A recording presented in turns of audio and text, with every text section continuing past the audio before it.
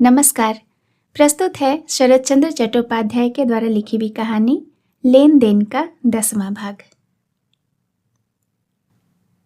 जमींदार के इस निर्धन निकेतन को झाड़ पोंछ कर सजाने में 3-4 दिन लग गए। लोग कहते हैं कि इस बार हुजूर 2 महीने तक चंडीगढ़ में ठहरेंगे। आज सवेरे से ही उत्तर की ओर के एक बड़े कमरे में मजलिस बैठी हुई है। फर्श कारपेट से मढ़ा है, उस पर जाजिम बिछी हुई है और बीच बीच में इधर उधर 2-4 मोटे मोटे तकिए पड़े हैं। कमरे के एक तरफ गांव के प्रधान लोग कतार बांधे बैठे हैं। जमींदार के पास उनकी बड़ी भारी एक नालिश है। राय महाशय हैं, शिरोमणि हैं, जोगेन बाबू और मित्तिर भैया हैं। यहाँ तक कि तारादास चक्रवर्ती भी उन्हीं के ओट में सिर झुकाए पर कान खड़े किए हुए सावधानी से बैठा हुआ है। जो और भी लोग थे उनमें यद्यपि नाचीज एक भी आदमी नहीं था, तो भी उनके नाम धाम के विवरण से श्रोताओं को कोई समस्या न होगी, अतः उन्हें बतलाने की कोई आवश्यकता नहीं। जो भी हो, इन लोगों की संवेद चेष्टा से मामले की भूमिका किसी भी प्रकार खत्म हो जाने पर भी असल बात उठती नहीं थी, ठीक मुंह पर आने पर भी किसी के मुंह से निकलती नहीं थी। जीवानंद चौधरी उपस्थित थे। सबके साथ रहकर भी थोड़ी दूर एक तकिए के सहारे मानो एकाग्रचित्त होकर सब कुछ सुन रहे थे। मुख प्रफुल्ल था, पूरा स्वाभाविक न होने पर भी उनके चेहरे पर एकदम बनावटीपन नहीं दिखाई पड़ता था। शायद शराब के नशे ने अभी तक उनके दिमाग में दखल नहीं किया था। सामने के बड़े बड़े खुले दरवाजों से बारुई नदी की सूखी बालू और गीली मिट्टी की बू हवा के साथ घर के भीतर आ रही थी। पास के कमरे में शायद रसोई हो रही थी, उससे एक प्रकार की आवाज और महक बीच बीच में हवा के साथ आकर लोगों के कान और नाक में पहुंच रही थी। वह व्यक्ति विशेष को उपादेय और रुचिकर होने पर भी शिरोमणि जी उससे बड़े चंचल हो उठे। वे एकाएक 1-2 बार खांसकर अंगोछे से नाक पोंछते हुए वहां से उठकर एक किनारे जा बैठे। जीवानंद ने यह देखकर मुस्कुराते हुए कहा, पंडित जी को घराणे चर्द भोजन हो गया है क्या? वहां उपस्थित बहुत से लोग हंस पड़े। शिरोमणि जी की नाक की तरह चेहरा भी लाल हो उठा। जीवानंद ने हंसकर कहा, डरने की बात नहीं है पंडित जी, जाती नहीं जाएगी। वो आपकी ही चंडी देवी का महाप्रसाद है, परंतु जो रसोई पका रहा है उसका गोत्र मुझे ठीक से मालूम नहीं, शायद आपके गोत्र से भी न मिले। शिरोमणि जी ने अपने आप को थोड़ा संभाल कर कहा, कोई बात नहीं, कोई बात नहीं, रसोईया ब्राह्मण है, गरीब होने पर भी गोत्र कोई ना कोई अवश्य ही होगा।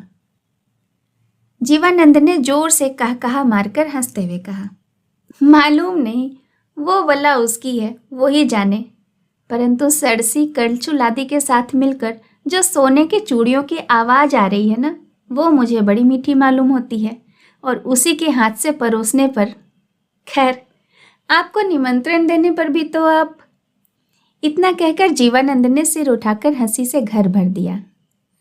शिरोमणि ने सिर झुका लिया और भीतरी भेद यद्यपि सभी को मालूम था, तो भी इस तरह स्पष्ट रूप से निर्लज्जता जाहिर करने के कारण उसकी ओर सहसा कोई ताक नहीं सका।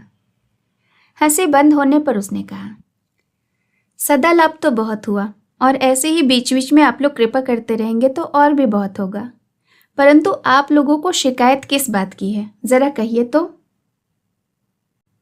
उत्तर में किसी के मुंह से एक बात न निकली। सब लोग जैसे के तैसे चुपचाप बैठे रहे। जीवानंद ने कहा, कहने में क्या आप लोगों को शर्म लगती है? अब की बार राय महाशय ने मुख उठाकर देखा और कहा, नंदी जी तो सब जानते हैं, क्या उन्होंने हुजूर से निवेदन नहीं किया है? जीवानंद ने कहा, शायद किया हो, परंतु मुझे कुछ याद नहीं।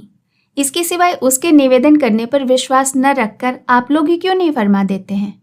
द्विरुक्ति दोष हो सकता है, परंतु क्या किया जाए, जमींदार का गुमाश्ता है ना, जरा सामना रखना ही ठीक है। प्रभु के मुंह से एक कौड़ी की यह प्रशंसा सुनकर राय महाशय मन में बड़े प्रसन्न हुए, परंतु बाहर चंचलता प्रकट न करके परम गंभीरता के साथ बोले, हुजूर सब कुछ जानते हैं, नौकर के बारे में अपनी इच्छा के अनुसार सम्मति प्रकट कर सकते हैं, परंतु हम लोगों का अभियोग। क्या अभियोग है? जनार्दन राय ने कहा, हम लोग गांव के छोटे बड़े ऊंच नीच सभी लोग मिलकर। जीवानंद ने जरा सा हंसकर कहा, सो तो देख ही रहा हूं, वही ना बैठे हैं, भैरवी के पिता तारादास चक्रवर्ती भी तो। अब जमींदार ने उनकी ओर अंगुली से इशारा किया। तारादास ने कुछ उत्तर नहीं दिया। वह जाजम के एक अंश पर दृष्टि जमाए चुपचाप बैठा रहा। राय महाशय के अवनत मुख पर भी जरा सी फीकी छाया पड़ी, परंतु शिरोमणि जी ने अपने आप को संभाल लिया। उन्होंने विनय के साथ कहा, राजा के सामने प्रजा संतान की तरह है। वो दोष करे तो भी संतान है और न करे तो भी संतान है, और बात एक तरह से उसने की है। उसी की लड़की षोडशी के संबंध में हम लोगों ने निश्चय किया है कि उसे अब देवी जी की भैरवी नहीं रखा जा सकता। हमारी प्रार्थना है कि हुजूर उसे इस पद से हटा देने की आज्ञा दें। जमींदार ने चौंक कर पूछा, क्यों, क्या अपराध है उसका? 2-3 आदमियों ने प्रायः एक ही साथ उत्तर दे डाला, अपराध बहुत भारी है। जीवानंद ने एक एक करके उन लोगों की ओर देखकर अंत में जनार्दन राय से पूछा, अकस्मात उन्होंने ऐसा कौन सा अपराध कर डाला राय महाशय, जिसके लिए उन्हें भगाना आवश्यक है? जनार्दन ने मुंह उठाकर शिरोमणि को आंखों से इशारा किया तो जीवानंद ने रोक कर कहा, नहीं नहीं, उन्होंने बहुत परिश्रम किया है। बूढ़े आदमी को अधिक कष्ट देने की आवश्यकता नहीं है। आप ही कहिए क्या बात है। राय महाशय के चेहरे पर दुविधा और संकोच दिखाई पड़ा। उन्होंने मृदु स्वर में कहा, वह ब्राह्मण की लड़की है, ऐसी आज्ञा मुझे न दीजिए।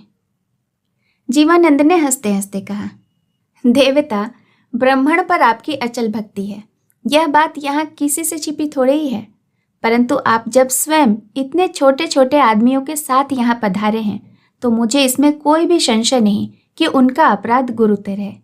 परंतु मैं आपके ही मुंह से सुनना चाहता हूँ। जनार्दन राय इतनी जल्दी भूलने वाले मनुष्य नहीं थे। उन्होंने शिरोमणि की ओर क्रोध भरी दृष्टि से देखकर कहा, हुजूर जब स्वयं सुनना चाहते हैं तब डर क्या है पंडित जी, कह दीजिए ना। वृद्ध शिरोमणि ने चोट खाकर घबराते हुए कह दिया, सच बात कहने में डर क्या है जनार्दन। तारादास की लड़की को अब हम लोग भैरवी नहीं रखेंगे हुजूर। उसका चरित्र बहुत ही भ्रष्ट हो गया है, यह हम आपको बतला देते हैं। जीवानंद का परिहास दीप्त प्रफुल्लित मुख अकस्मात गंभीर और कठोर हो उठा।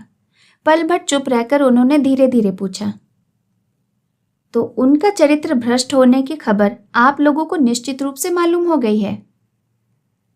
उसी दम एक साथ कई आदमी बोल उठे, हम में से किसी को भी कोई संशय नहीं है, यह बात गांव के सभी लोग जान गए हैं। जनार्दन मुंह से कुछ न कहने पर भी चुपचाप सिर हिलाने लगा। जीवानंद ने थोड़ी देर चुप रहकर उन्हीं की ओर देखते हुए कहा, इसी से निपटारा कराने के लिए और आदमी न देखकर एकदम से भीष्म देव के पास आए हैं। राय महाशय, सुफल होने की आशा नहीं मालूम होती। शायद यह इशारा सब लोगों ने नहीं समझा, पर जनार्दन और शिरोमणि समझ गए।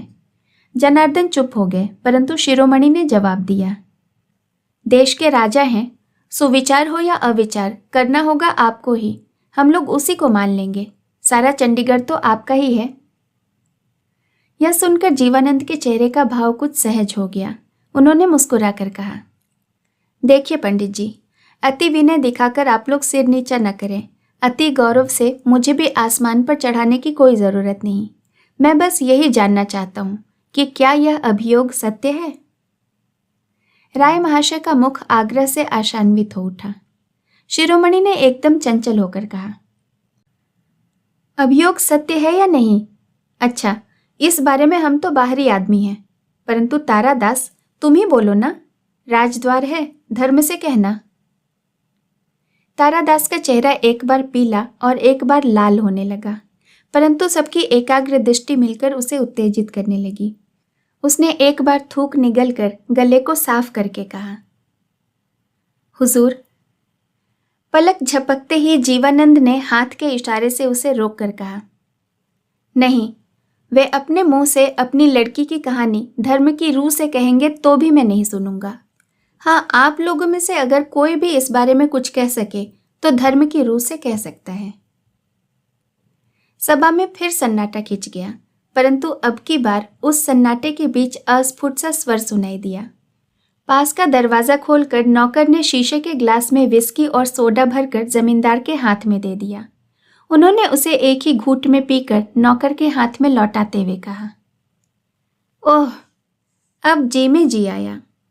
फिर जरा हंसकर कहा, आज सवेरे से ही आप लोगों की वाक्य सुधा पीने से प्यास के मारे छाती जकड़ गई थी, पर सब चुपचाप क्यों है? क्या हुआ आपके धर्म की रूह का?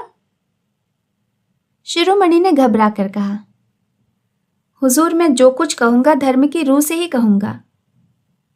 जीवानंद ने सिर हिलाकर कहा, संभव है, आप शास्त्रज्ञ प्रवीण ब्राह्मण हैं, परंतु एक स्त्री के भ्रष्ट चरित्र की कहानी उसकी अनुपस्थिति में कहने से उसके अंदर धर्म की रूह शायद रह भी जाए, पर क्या धर्म रहेगा? मुझे कोई खास आपत्ति नहीं है। मुद्दत हुई धर्म अधर्म की बला मेरे पास से हट गई है, तो भी खैर उसको जाने दीजिए, बल्कि मैं जो पूछता हूं उसका जवाब दीजिए। वर्तमान भैरवी को आप निकाल देना चाहते हैं, यही ना? सब लोगों ने एक ही साथ मिलकर सिर हिलाकर जवाब दिया, जी हाँ। इनसे अब काम नहीं चल रहा? जनार्दन ने प्रतिवाद के ढंग से सिर उठाकर कहा, काम चलने न चलने की बात नहीं है हुजूर, यह गांव की भलाई के लिए आवश्यक है। जीवानंद ने हंसते हुए कहा, यानी गांव के भलाई बुराई की आलोचना न करके भी यह मान लिया जा सकता है कि इसमें आपकी निजी भलाई बुराई कुछ न कुछ अवश्य है, परंतु मुझे नहीं मालूम कि भैरवी को निकाल देने का अधिकार मुझे है या नहीं, परंतु मुझे कोई आपत्ति नहीं। पर क्या कोई दूसरा इल्जाम नहीं लगाया जा सकता? जरा कोशिश कीजिए ना, हमारे इस एक कौड़ी को भी साथ ले लीजिए, इस विषय में इसका खासा नाम है। यह बात सुनकर सब लोग दंग रह गए। जमींदार ने जरा सा रुक कर कहा, भैरवियों के सतीत्व की कहानी बहुत प्राचीन है और प्रसिद्ध है, उसकी चर्चा करने से कुछ लाभ नहीं। भैरवी रहने से ही भैरव आ जाते हैं। भैरवियों का काम भैरव के बिना नहीं चलता, यही सनातन प्रथा है। केवल इसी से इसे हटाना आसान नहीं होगा। देश भर के भक्तों का दल बिगड़ जाएगा, शायद देवी स्वयं भी प्रसन्न न होंगी। अजब नहीं कि कुछ उपद्रव भी मच जाए। मातंगी भैरवी के 5 भैरव थे और उनसे पहले जो भैरवी थी, सुना है उनके भैरवों की गिनती ही नहीं थी। क्यों पंडित जी, आप ही कहिए ना, आप तो यहाँ सबसे बूढ़े हैं, आपको तो सब मालूम है ना? अब जमींदार ने शिरोमणि की अपेक्षा खासकर राय महाशय की ओर ही कटाक्ष किया। इस प्रश्न का किसी को भी कोई उत्तर नहीं सूझा। सब लोग भौचक्के से रह गए। किसी की समझ में ना आया कि जमींदार का कंठस्वर टेढ़ा है या सीधा, उनका कहना सत्य है या मिथ्या, और उसके तात्पर्य में दिल लगी है या धमकी। एक भद्र वेशधारी शौकीन युवक सामने के बरामदे का चक्कर लगाकर कमरे के भीतर आया। उसके हाथ में कई एक बांग्ला और अंग्रेजी के समाचार पत्र तथा कुछ खुली हुई चिट्ठियां थीं। जीवानंद ने उस युवक को देखकर कहा, क्यों प्रफुल्ल, यहाँ भी डाक खाना है क्या? न मालूम यह सब काम कब बंद होगा।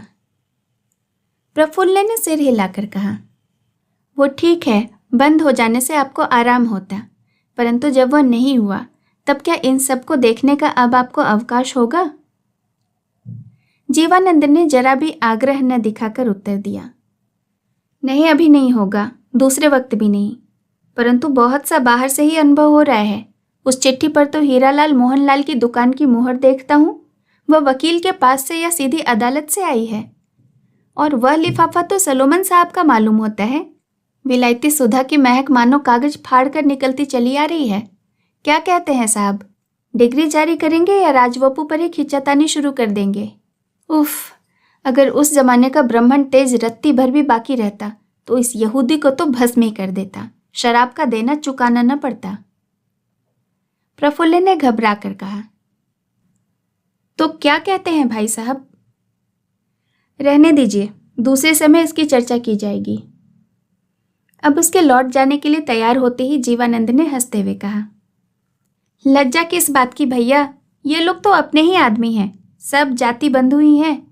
यहाँ तक कि हीरा जवाहरात का इधर और उधर का भाग कहने से भी अतियुक्ति नहीं होगी। इसके सिवाय तुम्हारा बड़ा भाई तो कस्तूरी मृग है, उसकी सुगंध को कितने दिनों तक छिपा के रखोगे भैया?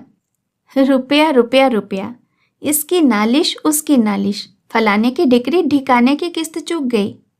हाजी तारादास, उस दिन का मौका तुम्हारे हाथ से निकल गया, पर घबराओ नहीं पंडित जी। नौबत यहाँ तक आ पहुंची है कि तुम्हारी मनोकामना पूरी होने में अब देर नहीं लगेगी।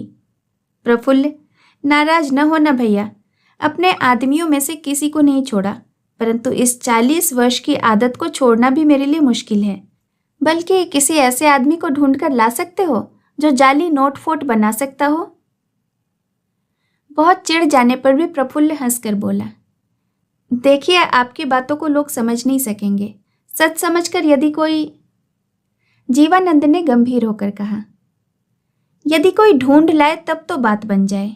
राय महाशय, आप तो बड़े प्रवीण सुने जाते हैं, आपकी जान पहचान में है कोई ऐसा आदमी? राय बाबू का चेहरा उतर गया। एकाएक खड़े होकर उन्होंने कहा, देर हो रही है, आज्ञा हो तो अब हम लोग जाएं? जीवानंद ने जरा लज्जित होकर कहा, अब बैठिए बैठिए, नहीं तो प्रफुल्ल का हौसला बढ़ जाएगा। इसके सिवाय भैरवी की बात भी तो खत्म हो जाए। हाँ, तो मेरे जाओ कहने से क्या वो चली जाएगी? राय महाशय ने बैठकर संक्षेप में धीरे से उत्तर दिया, उसका भार हमारे ऊपर है, परंतु किसी और को तो नियुक्त करना होगा, वह पद तो खाली नहीं रह सकता। इस बार बहुतों ने जवाब दिया, इसका जिम्मा भी हम लेते हैं। जीवानंद ने सांसें छोड़कर कहा, खैर कोई चिंता नहीं, अब उसे जाना ही पड़ेगा। इतने आदमियों के निश्वास के बोझ को अकेली भैरवी ही तो क्या, स्वयं चंडी देवी भी नहीं संभाल सकेंगी। यह बात समझ में आ गया। अपना हानि लाभ आप ही जानते हैं, परंतु मेरी हालत ऐसी है कि रुपया मिल जाए तो मुझे किसी भी बात में कोई भी आपत्ति नहीं, परंतु इस नए इंतजाम में मुझे कुछ मिलना चाहिए। खैर, कोई देखो तो रे, एक कौड़ी है या चला गया? गला सूखकर मरुभूमि हो चला है। जमींदार के व्यग्र हाथ में भरा हुआ प्याला देते हुए नौकर बोला, वे दफ्तर में खाता लिख रहे हैं। जमींदार के बुलावे से थोड़ी देर के बाद नौकर आकर अदब के साथ एक और खड़ा हो गया। जीवानंद ने सूखे गले को तर करके पूछा, उस दिन जो भैरवी को तलब किया गया था, उसकी खबर किसी ने उन्हें दी थी? एक कौड़ी ने बोला, हाँ, मैंने खुद दी थी हुजूर। वे आई थी? जी नहीं। क्यों? एक कौड़ी सिर झुकाए चुपचाप खड़ा रहा। जीवानंद ने उत्सुक होकर पूछा, कुछ बतलाया? वे कब आएंगी? एक कौड़ी ने वैसे ही सिर झुकाए हुए कुछ अस्फुट स्वर में बोला, मैं इतने आदमियों के साथ उस बात को हुजूर से निवेदन नहीं कर सकता।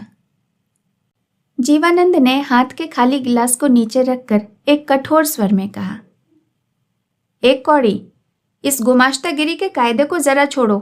वे आएंगे या नहीं? नहीं। क्यों?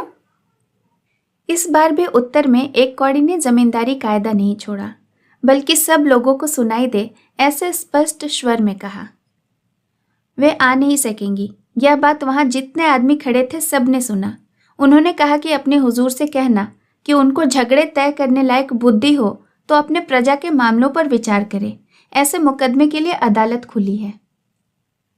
एकाएक मालूम पड़ा कि जमींदार की अब तक की इतनी दिल लगी, इतनी सरलता, उदार हंसमुख चेहरा, तरल कंठ स्वर पल भर में गायब होकर मानो अंधेरा हो गया। जीवानंद ने क्षण भर के बाद धीरे धीरे कहा, अच्छा, तुम जाओ। प्रफुल्ल, किसी चीनी की कंपनी ने 1000 बीघा जमीन मांगी थी ना, उसको कुछ जवाब दिया था? जी नहीं। तो उसे लिख दो कि जमीन मिलेगी, देर न करो। बहुत अच्छा, लिख देता हूं, कहकर वह एक कौड़ी को साथ लेकर चला गया। फिर थोड़ी देर के लिए कमरे में सन्नाटा छा गया। शिरोमणि ने खड़े होकर आशीर्वाद देते हुए कहा, तो आज हम लोग जाएं? पधारिए। राय महाशय ने भूलकर प्रणाम करते हुए कहा, आज्ञा हो तो फिर किसी दिन आपके दर्शन करने आऊंगा। बहुत अच्छा, आइएगा। सब लोग धीरे धीरे चले गए। बाहर आने पर उनको जमींदार की आवाज सुनाई दी, खिदमतगार। रास्ते में दूर तक किसी से कोई बातचीत नहीं हुई। अंत में शिरोमणि से रहा नहीं गया। उन्होंने राय महाशय को एक तरफ खींचकर उनके कान में कहा, जनार्दन, तुम्हें जमींदार कैसा मालूम हुआ भैया? जनार्दन ने संक्षेप में उत्तर दिया, मालूम तो कई तरह का हुआ। महापापी, लाज शर्म बिल्कुल नहीं है। हाँ, परंतु एकदम सरल, कपट का नाम नहीं, मतवाला है ना। देखा, ऋण में चोटी तक डूबा हुआ है, वह भी कह डाला। जनार्दन ने हूं कहा। शिरोमणि ने कहा, परंतु कुछ भी नहीं बचेगा, तुम देख लेना, सब सत्यानाश हो जाएगा। जनार्दन ने कहा, संभव है, शायद अधिक दिनों तक जिएगा भी नहीं। हो सकता है। थोड़ी देर चुपचाप चलते हुए शिरोमणि ने फिर एकाएक कहा, जैसा समझा था शायद वैसा नहीं है, बिल्कुल सीधा साधा तो नहीं मालूम हुआ। तुम्हारी क्या राय है? जनार्दन ने जवाब दिया, नहीं, परंतु है बड़ा मुफट, मान्य व्यक्ति के मान का भी ज्ञान नहीं है। जनार्दन ने कुछ उत्तर नहीं दिया। जवाब न मिलने पर भी शिरोमणि कहने लगे, परंतु देखा तुमने बोलने का ढंग, आधे का तो मतलब भी समझ में नहीं आता। सच बोलता है या हम लोग को नचा रहा है, समझना कठिन है या सब कुछ जानता है, समझ में ही नहीं आता। राय महाशय ने फिर भी कुछ मंतव्य प्रकट नहीं किया, जैसे ही चुपचाप चलने लगे। परंतु मकान के पास आकर शिरोमणि कौतूहल को रोक नहीं सके। धीरे धीरे बोले, तुम तो बड़े उदास मालूम होते हो भैया, सफल होने की आशा नहीं है क्या? राय बाबू ने इच्छा न रहने पर भी निराश भाव से जरा ठहर कर कहा, देवी की इच्छा है।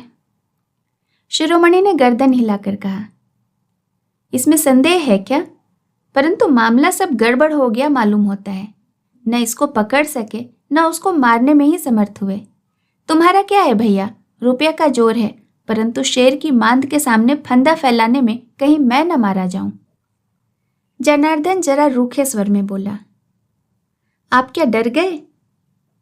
शिरोमणि ने कहा, नहीं नहीं, डरा तो नहीं हूं, डरने की तो कोई बात नहीं है, परंतु तुम्हारे चेहरे से ऐसा मालूम नहीं होता कि तुम भरोसा पाकर आए हो। जमींदार साहब तो अजब ढंग के आदमी हैं, बातों में जैसी पहेलियां हैं, काम भी वैसे ही अद्भुत हैं। यही आश्चर्य है कि उसने जबरदस्ती नाक दबाकर शराब नहीं पिला दी। एक कौड़ी के मुंह से गोसाइन की धमकी भी सुनी है ना।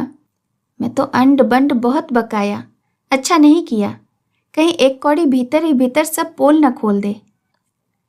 जनार्दन ने उदास भाव से कहा, सब चंडी माता की इच्छा है, धूप चढ़ाई है, एक बार तीसरे पहर आइएगा। अच्छा, आऊंगा। गली का मोड़ घूमने पर बाईं ओर पेड़ों के भीतर से मंदिर का शिखर दिखाई देते ही वृद्ध शिरोमणि ने हाथ जोड़कर प्रणाम किया, कान और नाक में हाथ लगाए, परंतु यह सुनाई नहीं दिया कि अस्फुट स्वर से क्या प्रार्थना की। इसके बाद वे धीरे धीरे लौट गए। शेष कहानी अगले भाग में। कहानी सुनने के लिए आपका बहुत बहुत धन्यवाद।